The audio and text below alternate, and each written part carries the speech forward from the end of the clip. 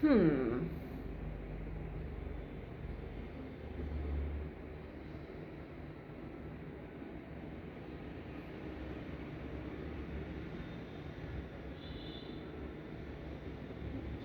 Maybe.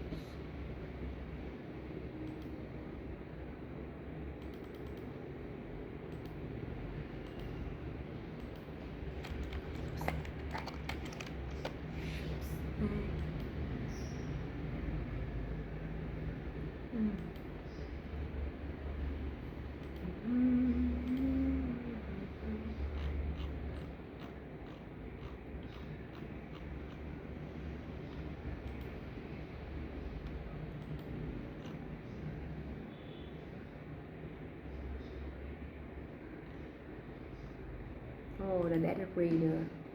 Yeah, the data breeder. We are told that reading is dying. If this ends up being true, it is something I will mourn deeply. Reading is one.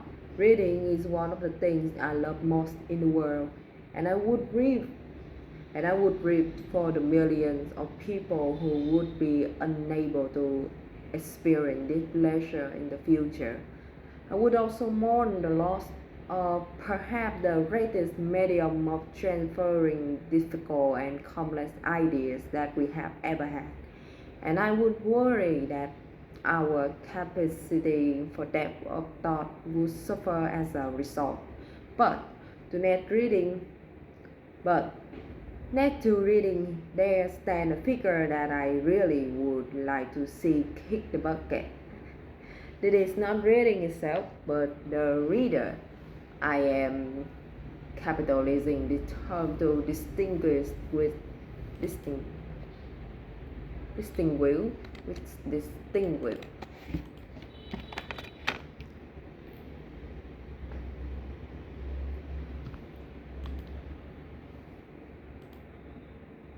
Distinguished. Okay, okay. We are told that reading is dying.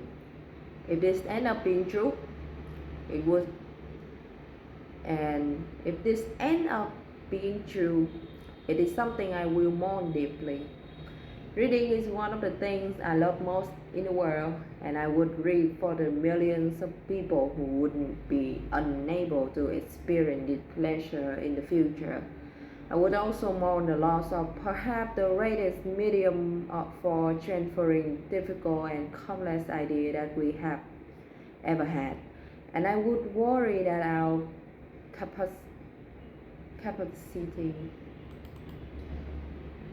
capacity for depth of thought would suffer as a result. But next to reading the stand but next to reading there stand a figure that I really would like to see kick the bucket. It is not reading itself but the reader. I am capitalizing this term to distinguish it from simply people happen to read. This is a far more substantive identity and one that I think imposes. Oh, what the hell this word?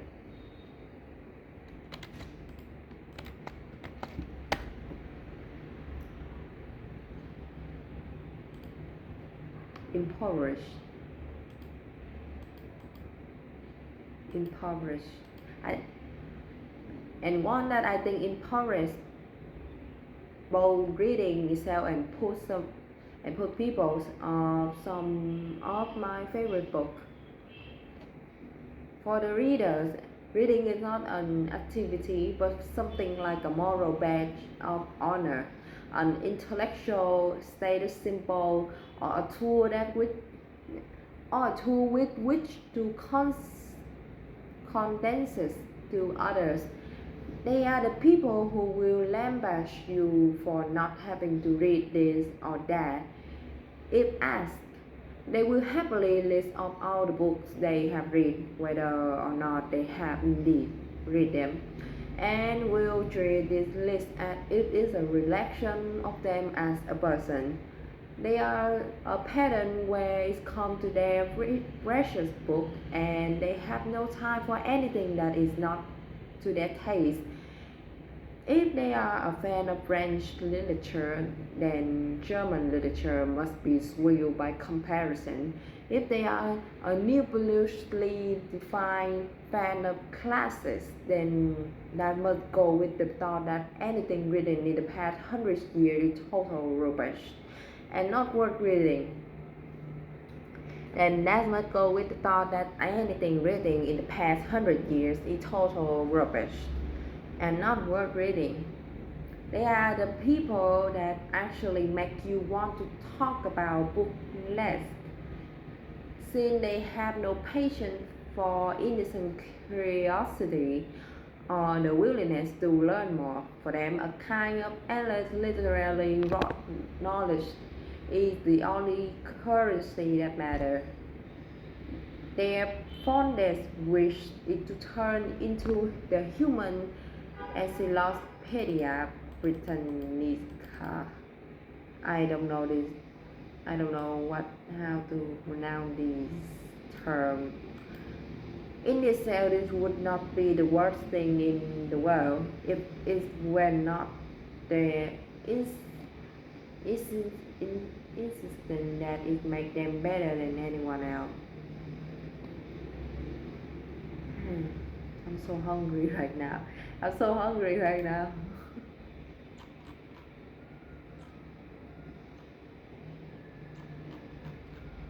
I will choose another article.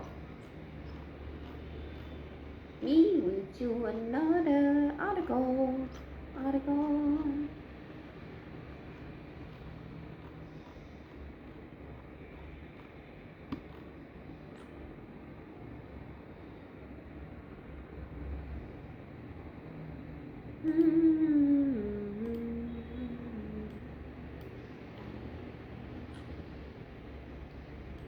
Okay. The problem with self-improvement. I have always been fascinated by the world of self-improvement.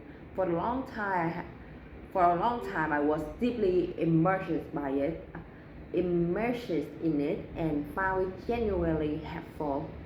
A few years ago, I was uh, I was at a very low point. I did not enjoy who I was and really need a kick up the backside and really need a pick and really need a kick up the backside in order to change this state. And the standard dose of self-improvement wisdom and the standard dose of self-improvement wisdom equal part gym, discipline and work ethic. That really what I need in that moment to get myself out of a rut. Out of a rut? Uh-huh. I still think and I still think I still think that self-improvement occupy a potentially very helpful place in our cultural milieu. Its value is often just in setting someone who otherwise feel rather aimless a set to task to accomplish. If you are in total disorientation regarding what to do with your life and this call you misery, then it can be handy to have a very large man on your phone screen telling you to get into the gym. And it can be handy to have a very large man on your phone screen telling you to get into the gym. I think this generalized scene of activation energy is as important, if not far more so than whatever of self-improvement you choose to embark upon to impact upon. However, many people, including myself, have an uneasy feeling about the culture of self-improvement. There is something very unsettling about the degree to which someone can become obsessed with the need to constantly better themselves. On the surface, this is quite confusing. It is quite confusing. Is the idea really that someone is bettering themselves too much? Good heaven, let's have a moral panic about how someone is spending too much time striving to be the person they desire most to be. Nonetheless, I have not been able to really justify this uneasy feeling. The feeling had remained, which is why I was shocked when the midway through a philosophy book of the value of privacy, someone put their finger on exactly my concern with a certain attitude towards self-improvement. That person was Lowry Presley, and in his book The Right to Oblivion, he argued that part of why we value privacy so highly is because we desire space where we can temporarily be unaccountable. Unaccountable. I will make a whole video on this book at some point. It is brilliant. Many of us think of accountability as an unalloyed good. We want our politicians and public figures to be more accountable. We often describe a moral reckoning as holding someone accountable. Accountable.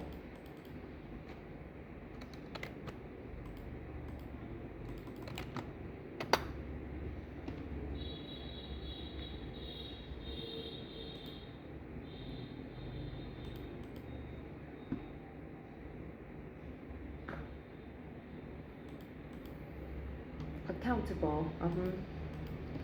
Okay, many of us think of accountability is an unalloyed, unablated, unablated,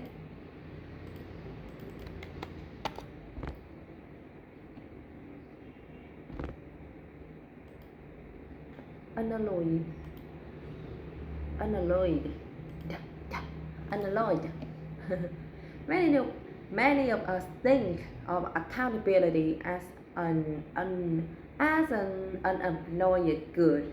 We want our politicians and public figures to be more accountable. We often describe a moral reckoning as holding someone accountable. We encourage people to take accountability, and Presley does not question that accountability in the public realm is often a very good thing. However, he also states that we need time in private where we are unaccountable, both for general well-being and to figure out how we want to be.